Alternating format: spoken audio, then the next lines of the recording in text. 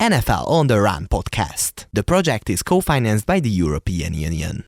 Hello, I'm Mara Arvai from Hungary. I'm representing JOPA, Youth for Participation Association from Szeged. Today, we will discuss about intercultural learning and a lot of aspects of intercultural learning in this podcast. I have two amazing, wonderful guests in our studio, one of them from Hungary, other one from Italy. I would like to ask you to introduce yourself a bit and which organization you represent. Andrea, may I ask you to start? Sure, thank you. Good morning, everyone. I'm Andrea Rilievo, and I'm the legal representative of a social cooperative that is located in the north of Italy. So basically, we project and design social services for fragile people that I cannot tell everything about them, but please visit our website and everything will be there. Thank you, Andrea. Andy? Sziasztok. My name is Andrea Kis, but shortened an easier version because of Andrea. I'm love to be called as Andy. So I'm from JOPA, from Youth Participation Association from Szeged, from Hungary. We are a small youth organization with a really huge experience of 20 years of working in international field, in international and local youth work. One of our main aim is to bring the international know-how into the local area and to bring the local know-how into an international field. Thank you, Andy. Today we speak about intercultural learning. Intercultural learning, it's a really broad topic. But what is really important that your organizations provide such type of methods, activities, projects for young people, which help them to understand what is cultural identity. And when we are speaking about intercultural learning, it cannot happen only in European level, but it already can happen in local level as well. And then how we support our young people to be really interculturally sensitive, just to understand each other and accept each other differences. It's a bit better and maybe with a positive manner. So I would like to ask you, Andy, to share some methods, tools, good example, project that you are proud of, what JOPA had made regarding intercultural learning, which affected the life maybe of some young people that you work with in daily basis. Thank you. Now it's super funny after the explanation of interculturality. What does it mean? Because this is one of the point of our organization, that we focus on interculturality from the point of view of identity. And we strongly believe, and that's what we do with young people, and we work with young people in this way, that when we talk about interculturality, it doesn't mean that cross-border or cross-countries or cross-continent cultures. We talk about the basic, from the moment of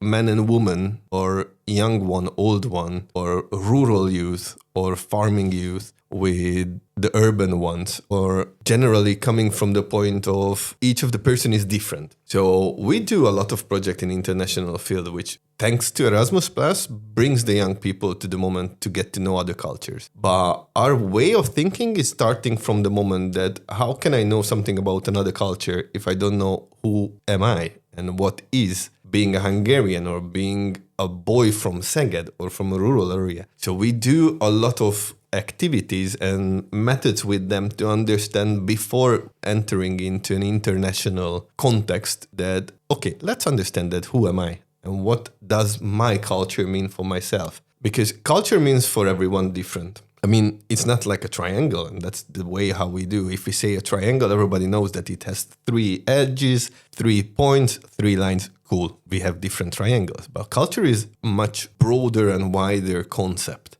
Because for me, culture means one thing, for you, culture means a completely different thing. We talk about the same thing, it's the same like in Italy, the pasta.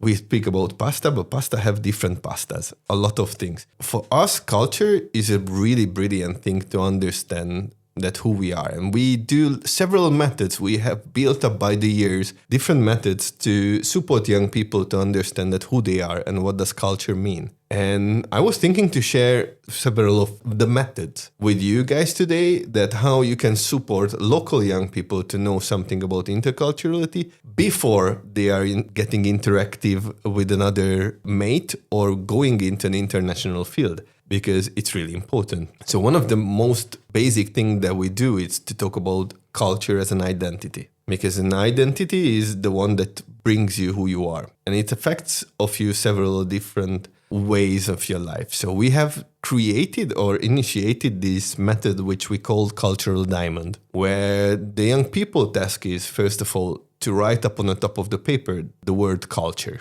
It's a super simple game coming from an associative game where the young people need to associate for the word culture with 2 new words. And then we go further. The new words we need to divide and associate with another 2 words, and those ones to divide and associate with another 2 words. In the end, that we're going to have 8 words in the middle of the paper. And then it's the magic coming in from this moment, because we need to merge the 2 upper words into one. That's how we can explain it with 1 word. And then going back to the moment of 4, 2, and let's see what's the end of the word. And it's super funny by the years, because when they understand what's the task, they straight ahead jump in. Okay, we're going to write their culture, because this is the most important one. From culture, obviously, we're going to get culture. And we tell them that there are no rules of what they put in. What will be the words that they can use? So we've seen already Angry Birds, history, books, dancing, video games, Fortnite in different parts of the diamond. And it really rarely happens that they arrive to the moment of culture itself. And then they need to define what is culture with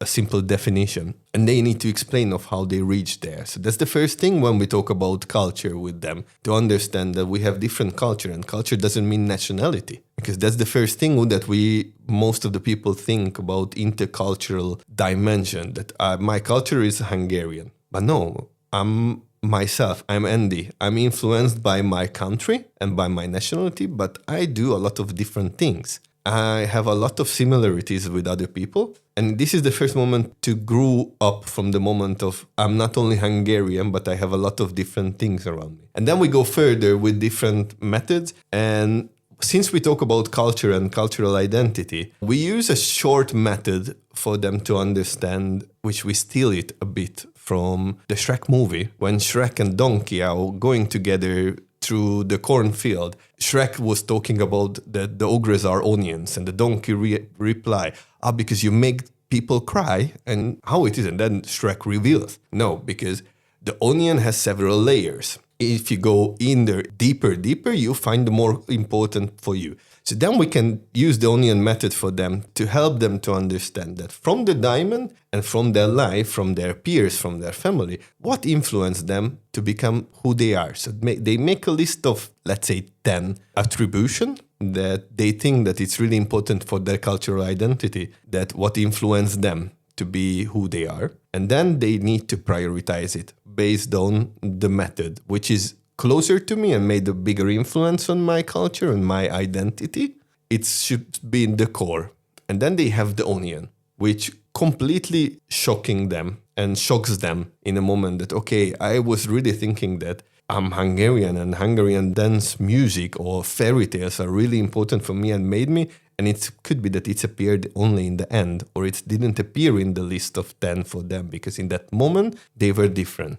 And then we have a beautiful discussion of how did you reach the moment that you made the priority list, and which one, the one that was more important for you, and how you go further. And then from here we can go several different directions, going to the iceberg model or going to create an identity molecule, which is using the symbols of an atoms of how the different things are connecting to me. And then when we have this, then we can start to talk about interculturality with them in different ways and different levels. But the first thing about intercultural dimension for us and for me as well is to understand who am I in order to be able to judge you. Because I judge you a lot. We use this, don't judge a book by its cover. We do. We really do judge for the first moment. But when we are reflecting on who we are, then we will be able to interact with other people much easier.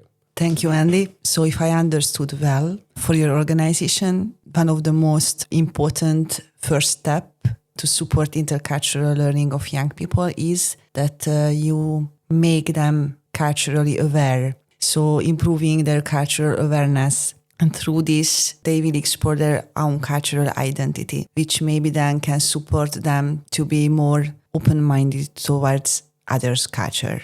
Definitely. And then we can go further on about cultural sensitivity and intercultural sensitiveness. After that, young people become aware of their own cultural identity. Could you say an example, like a successful story from your youth work field, that how your work influence young people's life? Ooh, it's super difficult to choose one story from the one. But I'm going to go with a recent recognition from our organization that we have been doing, because we are in the field like 20 years now in international field, and we work with a lot of young people. It's really difficult for them to understand that others are different. And in international youth exchanges, what we do with young people is to provide them the space. First of all, we are working now with a group of 13, 14, 15 years old young people that are coming from small villages, some of them from the cities. Nowadays, it's easier because everybody is speaking in English because of the different streaming companies. Everybody is chatting online. So the barrier of language is not there anymore that much. And we have series of youth exchanges with almost the same group that we try to form bond between the different countries. And we just reached the moment of finishing one of the 4 youth exchange series that we have been doing. And it's amazing to see. We all the time started in Hungary. So we do the first youth exchange and international youth exchange in Hungary, in this sense that they feel at home. If they are scared, they can run home, they can go home, because these young people don't have experiences in international fields. They've been in camps with Hungarians, but it's an international youth exchange 1 week with foreigners. So we start in Hungary. And in the first moment, they are all the time. During the preparation, we talk a lot about culture and how to work with other ones as well. But after the first youth exchange, I can say that we have several of them who are already eager to go for the 3rd, 4th, 5th one, because they recognize that a Finnish person has the same interest as a Hungarian one. An Italian has the same interest as a Hungarian one. And if you provide them, not only just be in a youth exchange, but each of them has separated specific tasks of what to do and how to do, they will have the ownership of showing my culture to the others, not only just go abroad because I'm interested in. And during the first week, during the first project, they bond with each other. They found out really similar things, and not only similar things, but really interesting things. During the project, after recognizing their own strength and own identity, then we focus on the point of how to behave with the other cultures, with other people. And we have a model which is supporting intercultural sensitiveness from the moment of ambiguity till the moment of being able to adopt the different cultural norms and values in another culture, which has 10 steps from the point of not knowing why I'm scared from the people, to the moment of trying to open the door and see what's going there, to try to be open to understand, of get to know that what they are doing well and what they are doing differently, to understand it and reach the level at least to tolerate. Because we found out that there is a big difference between understanding and accepting other culture and another person, another identity, and then just to tolerate it. And we use it as a synonym word a lot, which is not true, because in the tolerate level, I don't accept you, what you are and who you are and why you are.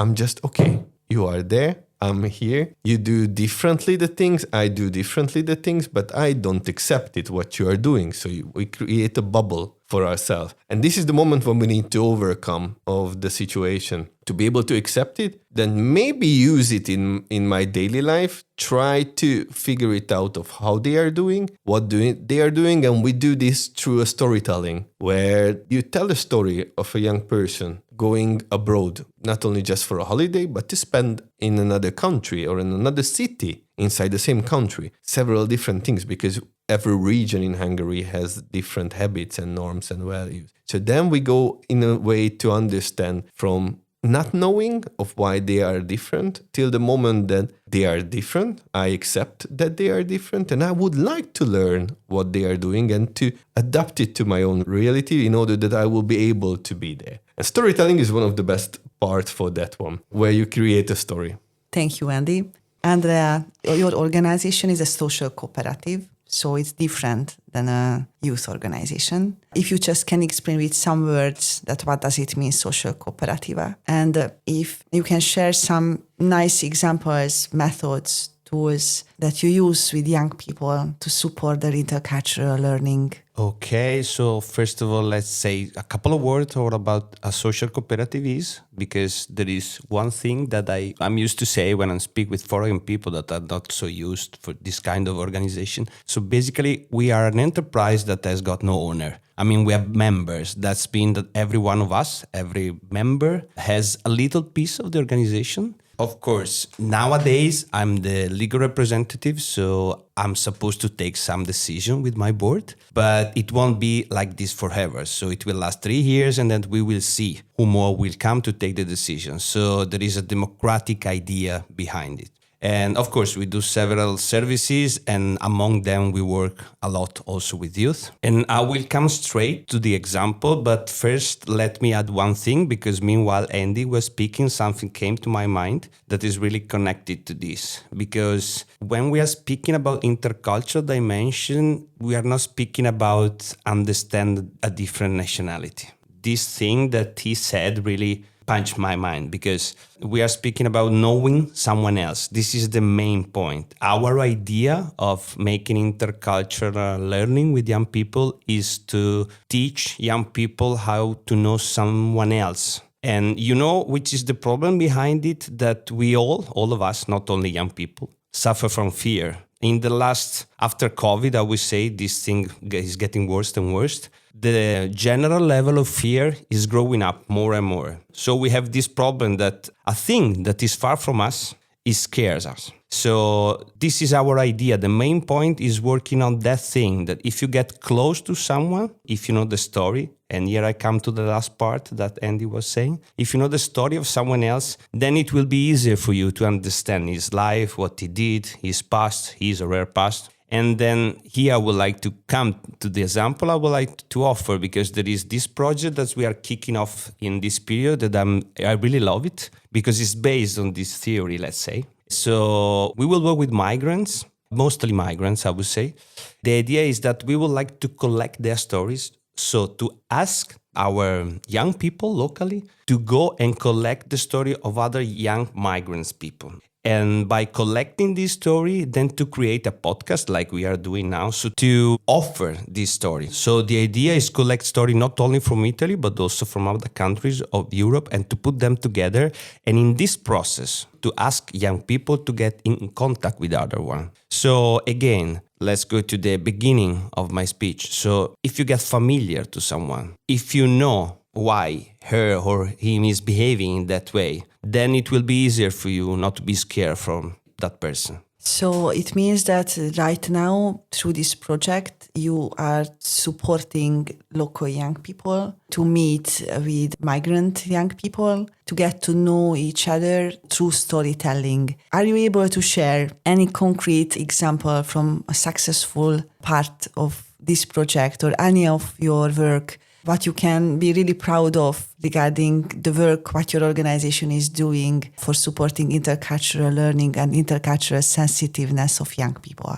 Not from this project, because as I told you, we are kicking off in these days, so still we didn't pass to the concrete part, let's say. But I would like to offer you something else, because beside all our services, as with our cooperative, we are managing 2 reception programs for refugees in Italy. And one of these is for Ukrainian people. So one thing that was amazing for us, let's say, that these people hosted young people, because we have adult and we have young people in that project. But the young one hosted in that project asked us to organize traditional handicraft market in our town with their things. So what they did actually, because it wasn't our idea, but they offered to meet the people from the town, because they realized that they were foreign people inside a town in Italy, and to organize something for them. That thing was because it came directly from them and it was pure, I would say. So the people taking part in it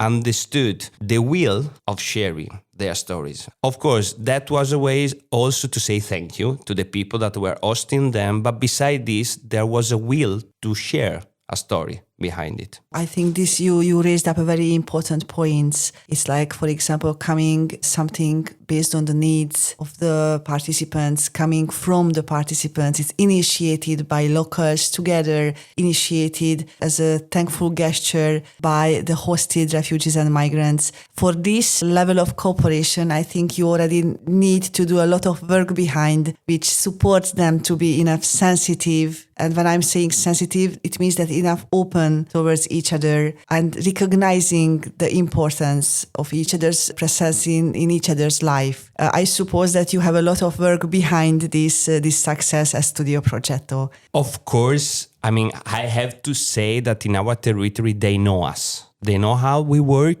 and we are used to do such a kind of things. Show films, organize public speech about it. So I have to say that they are well prepared. But in that case, it was all their credit because it came from them. So it was super for us to see something growing without pushing it. You know, it's not that you are always that lucky when you are working with youth, but in that case, it was like this. So of course, you need to cultivate the ground, and then maybe sometimes something can grow without your help. I think this is one of the main goals of youth work, that it's one moment young people decide that I'm sorry, but you as youth organization, you are not needed anymore, because then I don't need your help anymore because you made me enough strong and confident to live my life confidently. Exactly. You know, I mean, you can say that you did your job when they don't need you anymore.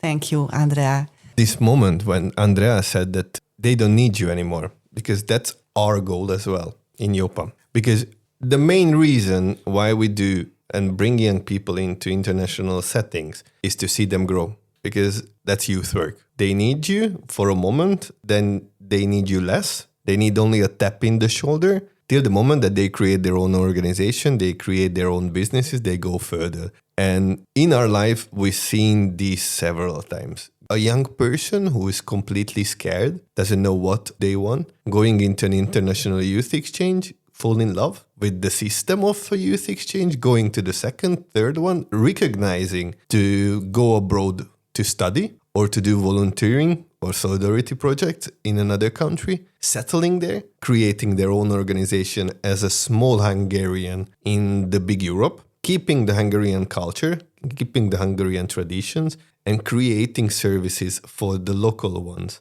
using kürtös kalács, using different foods and drinks, because that's the way how you connect with each other. And would be really difficult to choose one from the many that we have seen in this life, which is sad because you lose the person, but you see the person to grow and do the thing that you were guiding them to do it till the moment. And then is the moment when we talk about interculturality, when you can respect your own culture, you respect others' culture, and you would like to combine them to do something together. Thank you very much, Andrea.